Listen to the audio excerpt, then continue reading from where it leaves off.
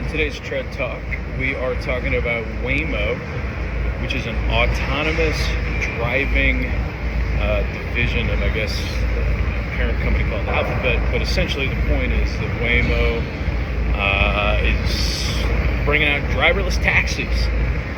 Now, some of them I think are pretty tuned up and exciting.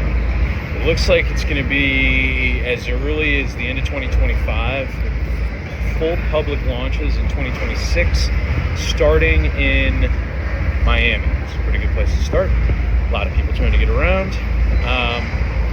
Now, what I want to talk about in this particular Tread Talk is what this means for two different groups of people. One are the businesses that do taxi servicing, aka like Uber and Lyft and those types of folks.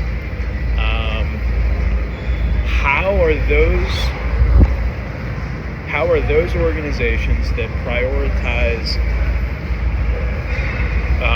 for lack of a better word, loose human labor,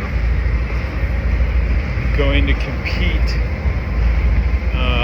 with these taxi services that don't need human labor?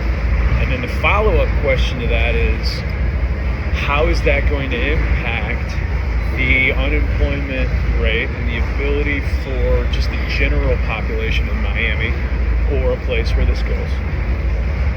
How will this impact the unemployment rate and the ability for those displaced workers to be able to pay bills? It seems like it's going to be interesting. And it seems like what would naturally follow is large-scale trucking solutions as well. And, what happens there?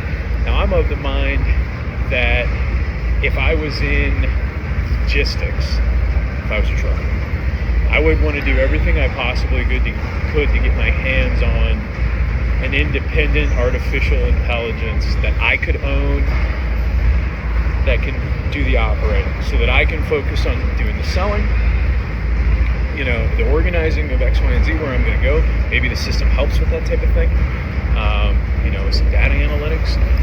But I would be doing everything I could to try to continue to have a solution that's available to me personally, because I can't drive 24 hours a day, but maybe I have a truck that does, or maybe I can, in these different scenarios, be there to still service the truck, or whatever. There's all sorts of things that can be done if the ownership of the AI solution is in the hands of the individual.